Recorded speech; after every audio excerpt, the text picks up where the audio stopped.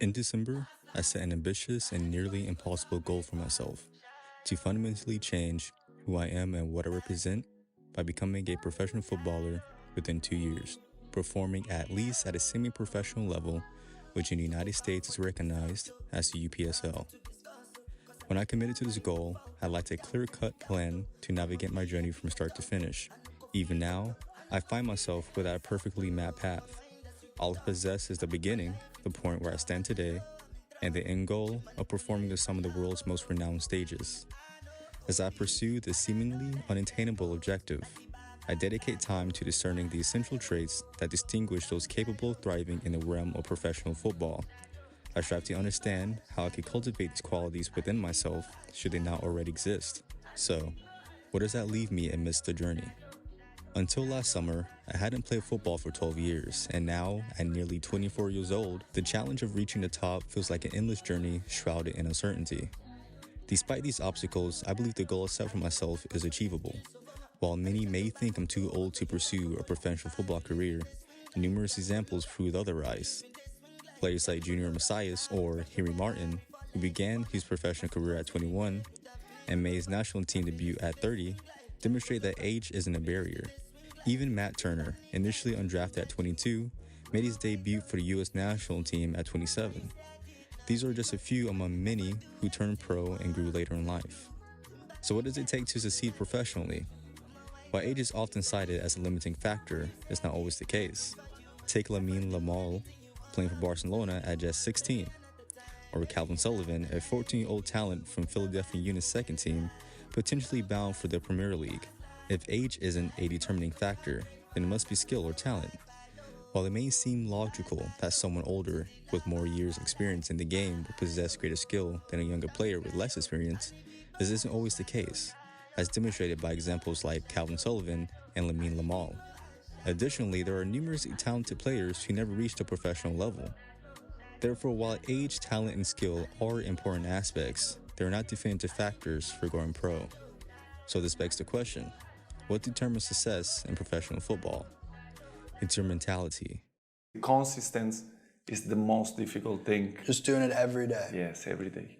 Do you ever wake up and you say, I don't want to do it today? I fight against my mind. Yes, sometimes it's happened. We are all human beings. We are not happy every day. We are, not in a good mood every day. It's normal. It's part of us. What do you do to overcome that? I fight against that. It's the big challenge. It's when you're not willing to do something, but you have to do it. This is the main point. This is why I say our mind, it's a box of surprises, and you have to challenge yourself to be consistent. I repeat, sometimes it's hard. It's what many people say, you like to go to the gym every day. Of course, no. It's not true. Nobody likes to go to the gym every day. But you have to do it. Probably yes, because your mental strength is coming from that moments, that in a hard moments, you should do it. So, and I do it because after that, maybe in the beginning you feel hard to start, but after when you finish the gym or cold plunge or even the training, you will feel better. I think it's the big key. Your mentality influences how you approach training sessions, your technique, your overall technical ability, and how you carry yourself on and off the pitch. This sentiment is echoed by numerous managers and players both on and off the field. This is Femi Awodesu, a mentally resilient and skilled center back for Houston Dynamo's second team in the MLS Next Pro. Initially held from Penn State as a D1 athlete, Femi's future seemed promising in the world of football, particularly after earning an invite to the 2024 MLS Combine. However, fate took an unexpected turn when he went undrafted in an MLS Super Draft for the 2024 season, which came as a shock to viewers given the immense online support he had garnered on his journey to becoming a professional player. For any athlete who has dedicated their life and aspirations to achieving a singular goal, this setback understandably plunged Femi into a dark place. Yet he understood that setbacks don't signify the end of the road.